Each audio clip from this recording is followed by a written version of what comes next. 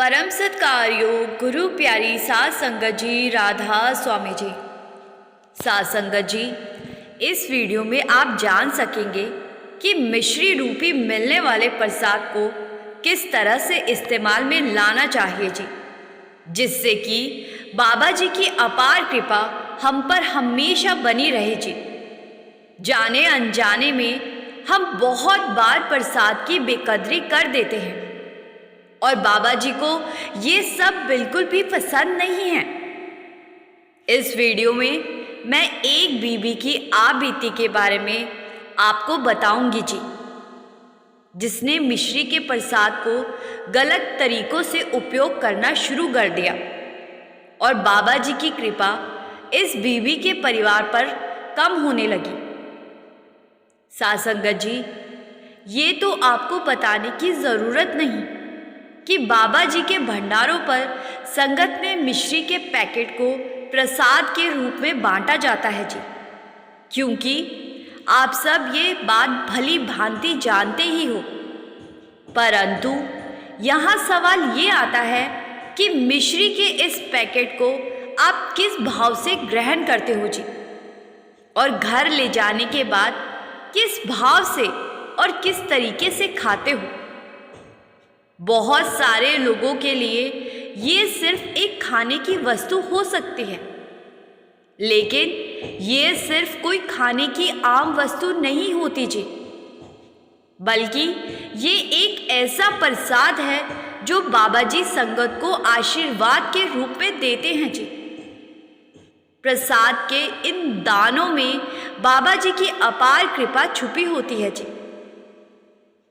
जब डेरा की मैनेजमेंट इस वस्तु को खरीदती या बनाती है, तब तक भले ही ये एक आम वस्तु हो सकती है, लेकिन बाबा जी की दृष्टि जब इस चीज़ पर पड़ती है तो ये आम सी मिश्री आशीर्वाद और कृपा का रूप धारण कर लेती है जी, और इस वस्तु में एक रूहानी ताकत समा जाती है जी।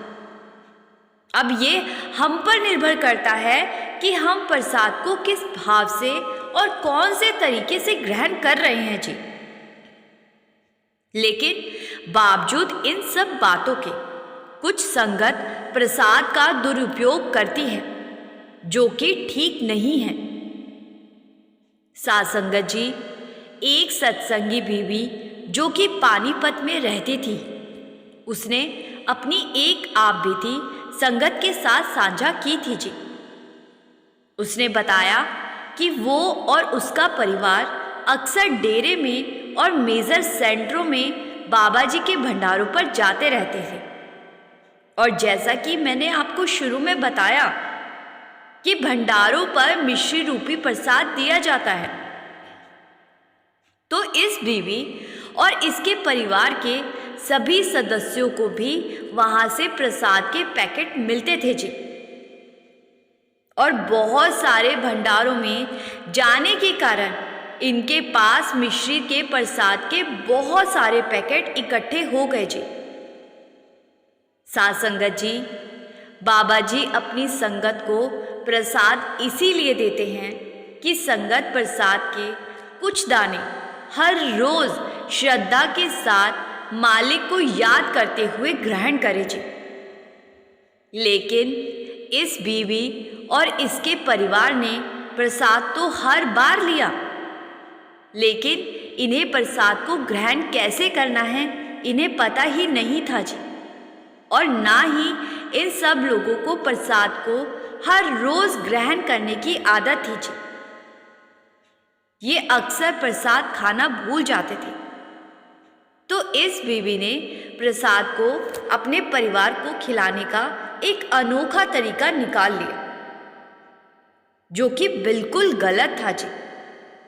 इस बीवी ने प्रसाद को मिक्सी में पीसकर उसको घर की चीनी में मिला दिया, और जब भी चाय बनती तो प्रसाद मिली हुई चीनी को चाय में मिला देती, और कभी घर में कुछ मीठा बनता तो उसमें भी वही चीनी मिला देती। जब भी घर में मेहमान आते तो उसी चीनी की चाय बनाकर ये बीवी मेहमानों को पिला देती, क्योंकि इस बीबी को समझ नहीं थी कि ऐसा करने से प्रसाद की बेकदरी हो रही है। धीरे धीरे इनके घर की बरकत कम होने लगी जी, और फिजूल के खर्चे होने लगे।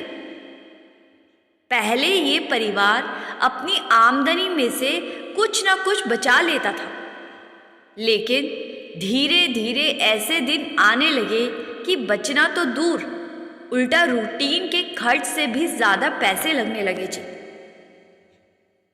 जहाँ से ये लोग घर का सामान, राशन आदि लेते थे, वहाँ से इन्होंने उधार करनी शुरू कर दी। पति के कारोबार में लॉस होने लगे, घर में दिक्कतें शुरू हो गई। इस बीवी को कुछ समझ नहीं आ रही थी कि आखिर ये सब चल क्या रहा है। पहले भी घर की आमदनी उतनी थी और आज भी उतनी है, लेकिन पहले पैसे बच जाते थे और अब पैसे बचने की बजाय उधार करके घर का ज़रूरी सामान खरीदना पड़ रहा है। बीबी बड़ी ही परेशान रहने लगी जी। बीबी बाबा जी को बहुत मानती थी, तो ये बाबा जी से विनती करने लगी कि बाबा जी, अब आप ही हमारी संभाल करो, ऐसे तो हम कर्ज में डूब जाएंगे। साथ संगत जी, बाबा जी किस रूप में हमारी मदद कर देते हैं, इसकी पहचान तो हमें ही करनी पड़ती है जी, क्योंकि बाबा जी तो बस इशारा ही करते हैं और उस इशारे को जो समझ आता है उसको पहचान हो जाती है जी कि बाबा जी हमारी मदद कर रहे हैं। बाबा जी ने इस बीबी की मदद भी कुछ इस तरह से ही की। संगत जी, हुआ यूं कि एक दिन बीबी मोबाइल पर सत्संग प्रवचन सुन रही थी जी, और उस दिन बीबी को एक वीडियो मिला जिसमें एक शिष्य अपने संत से प्रसाद और प्रसाद के महत्व को समझने के लिए सवाल कर रहा था। उस वीडियो में शिष्य ने संत से पूछा कि गुरुजी, प्रसाद क्या होता है और हमें प्रसाद कैसे खाना चाहिए। संत बड़े ही पहुंचे हुए थे जी। संत ने कहा कि बेटा, प्रसाद का मतलब होता है कृपा। जब एक पूर्ण गुरु किसी वस्तु पर दृष्टि डाल देते हैं तो वो वस्तु प्रसाद बन जाती है, और प्रसाद हमारे शरीर की भूख के साथ साथ आत्मा की भूख भी तृप्त करता है। जब भी प्रसाद ग्रहण करो, उससे पहले अपने गुरु का शुक्र जरूर करो। गुरु से कहो कि हे मेरे सद्गुरु, आपका शुक्र है जो आपने हमें प्रसाद के रूप में बरसने वाली कृपा के लायक समझा। आगे संत जी ने समझाया कि प्रसाद की किसी भी सूरत में बेकदरी ना करो। अगर सद्गुरु ने आपको प्रसाद दिया है तो उस प्रसाद की कदर करो, प्रसाद को प्रसाद की तरह ग्रहण करो। प्रसाद को दूसरे खाने की वस्तुओं में नहीं मिलाना। शिष्य ने पूछा कि गुरुजी, अगर हम प्रसाद को घर के भोजन में मिला देते हैं तो क्या यह उचित होगा? तो संत जी ने समझाया कि बेटा, प्रसाद एक बहुत ही पवित्र चीज़ होती है और घर में आने वाली खाने पीने की चीज़ें ना जाने कितने और किस भाव वाले लोगों के हाथों से होकर हमारे घर तक पहुंचती है, और अगर हम उन चीज़ों में प्रसाद को मिला देते हैं तो इससे प्रसाद की बेकदरी हो जाती है। और जब हम प्रसाद को घर की किसी दूसरी चीज़ में मिला लेते हैं और घर में मेहमान आते हैं तो वही चीज़ हम मेहमानों को भी खिला देते हैं। मेहमानों के लिए तो वो बस एक खाने या पीने की चीज़ है, वो उस चीज़ को किस भाव से ग्रहण कर रहे हैं हमें पता नहीं चलता। जबकि प्रसाद को तो बड़ी श्रद्धा भाव से ग्रहण करना चाहिए जी। जब इस वीडियो को उस बीवी ने सुना तो उसको समझते देर न लगी कि सद्गुरु की कृपा अब उन पर क्यों नहीं हो रही। उस बीवी ने अपनी इस गलती के लिए बाबा जी से बहुत माफ़ी मांगी और भविष्य में जब भी इनके घर प्रसाद आया तो पूरा परिवार बड़ी श्रद्धा भाव से बाबा जी का शुक्र करते और शुक्र करते हुए प्रसाद को ग्रहण करते। समय बीतने के साथ परिवार की खुशियां फिर से लौट आई। साध संगत जी, प्रसाद की बेकदरी कभी नहीं करनी चाहिए जी। हर रोज सुबह प्रसाद के 2 से 3 दाने अपने हाथ में ले और बाबा जी का शुक्र करे और श्रद्धा भरे भाव के साथ प्रसाद को ग्रहण करे जी। अपनी तरफ से तरीके मत अपनाएं जी। साध संगत जी, अभी आप वीडियो में बने रहिए जी। अब मैं आपको बताती हूँ कि घर में बनने वाला भोजन किस तरह से लंगर का रूप ले लेता है जी, और ऐसे भोजन में बाबा जी कितनी कृपा बरसाते हैं। एक सत्संगी लड़की की शादी एक गैर सत्संगी परिवार में हो गई। लड़की चाहती थी कि उसको सत्संगी परिवार मिले, लेकिन शादियां तो पहले से ही तय होती है जी। इसमें इंसान का बस नहीं चलता।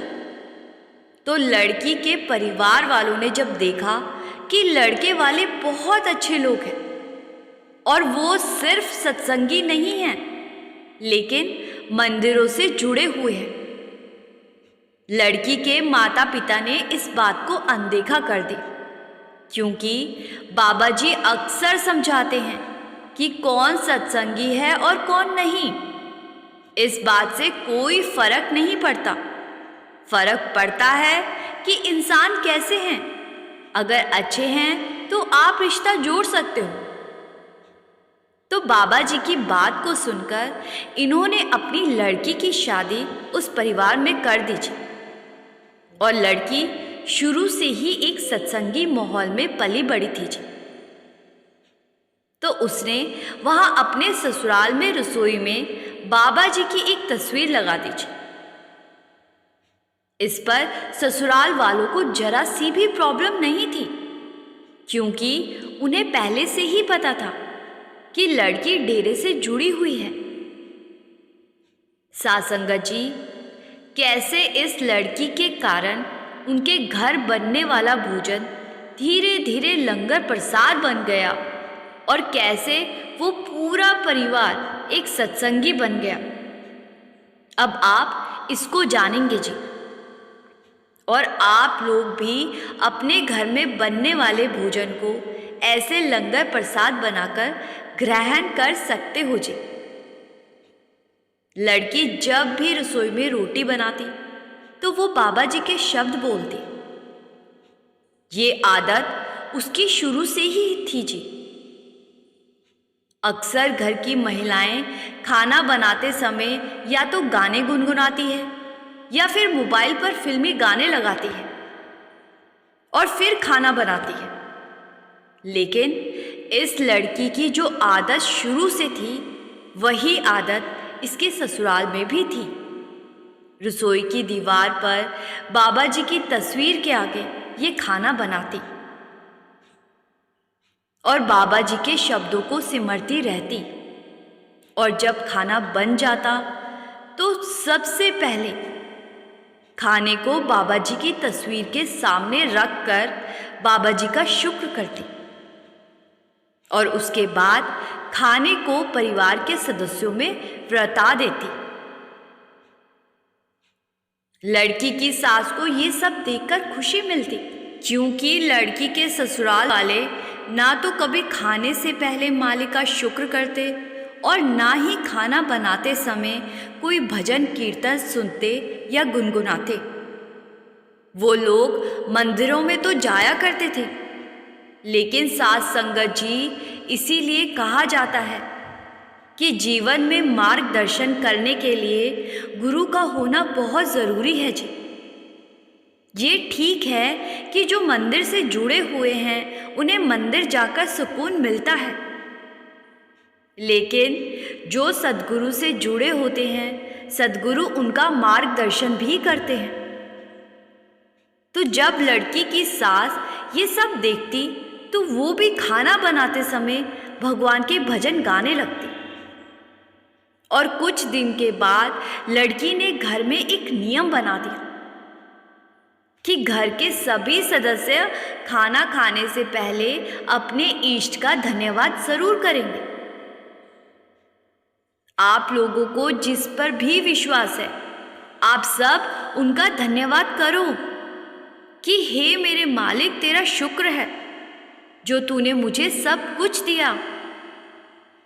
लड़की की इन बातों से परिवार के सदस्य बड़े ही प्रभावित होते जी और सबने खाने से पहले अपने मन में मालिक का शुक्र करना शुरू कर दिया जी।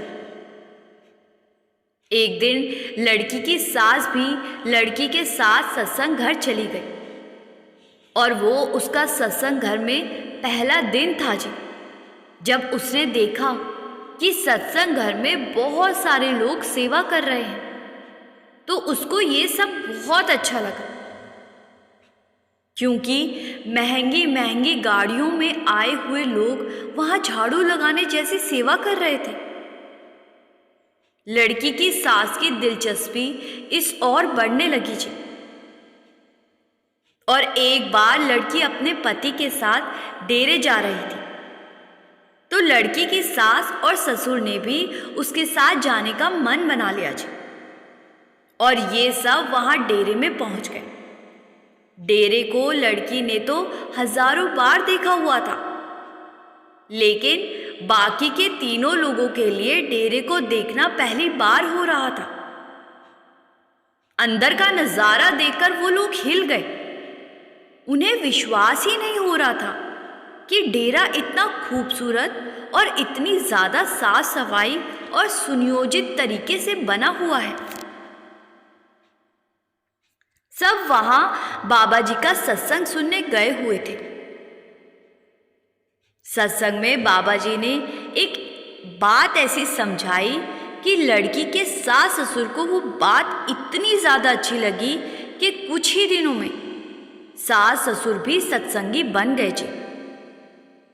बाबा जी ने उस सत्संग में समझाया कि ना नदियों में नहाने से और ना बाहरी दर्शनों से किसी को मुक्ति मिली है और ना कभी मिलेगी। मुक्ति का सिर्फ एक ही रास्ता है और वो है नाम की कमाई।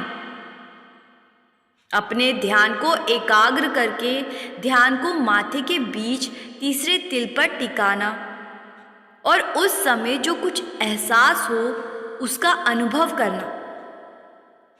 और इसके लिए हमें ना तो जंगलों पहाड़ों में जाने की जरूरत है और ना ही कहीं भटकने की। ये काम हम अपने घर में अपने कमरे में बैठकर भी कर सकते हैं।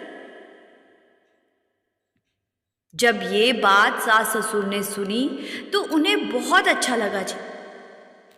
और सत्संग के बाद उन्होंने लड़की से पूछा कि क्या हम भी ध्यान को एकाग्र कर सकते हैं। तो लड़की ने कहा कि हर इंसान में मालिक ने इतनी ताकत दी है कि वो अपने ध्यान को टिका सकता है, लेकिन उसके पहले इंसान को एक पूर्ण गुरु से नामदान लेने की जरूरत होती है। बिना गुरु के कुछ हासिल नहीं होता। सास ससुर इतने प्रभावित हो रहे थे कि दोनों सत्संग घर में सेवादार बन गए थे और 2 साल के बाद दोनों ने नामदान भी ले लिया। साथ संगत जी, सास ससुर को बाबा जी ने अपनी ओर खींचना ही था और जरिया बना दिया उस लड़की को जी।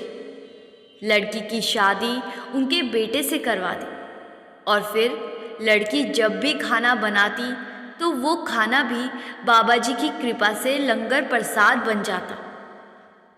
और जब उसके घर के सदस्य लंगर को खाते तो उनकी सोच अपने आप ही बदलने लग जाती जी।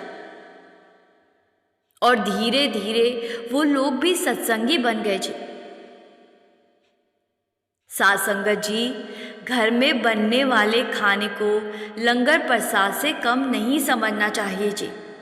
अगर आप श्रद्धा और विश्वास के साथ बाबा जी का शुक्र करते हुए भोजन बनाते हो तो, और साध संगत जी, घर पर जो बाबा जी की तस्वीर हम सब रखते हैं तो उसको कोई आम तस्वीर नहीं समझना चाहिए जी, बल्कि विश्वास करना चाहिए जी कि बाबा जी खुद हमारे सामने बैठे हैं और हमें भोजन बनाते हुए देख रहे हैं और बाबा जी की दृष्टि भोजन पर पड़ रही है।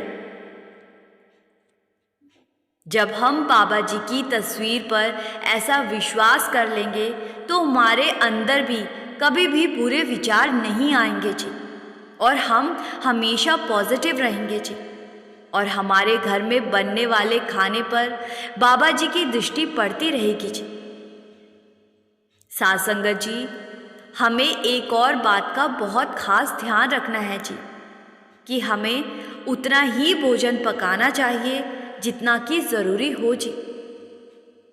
कई बार हम ज़्यादा खाना बना लेते हैं जो कि बाद में बच जाता है और हम उसको फेंक देते हैं। इन सब कामों से बाबा जी बहुत नाराज़ होते हैं जी।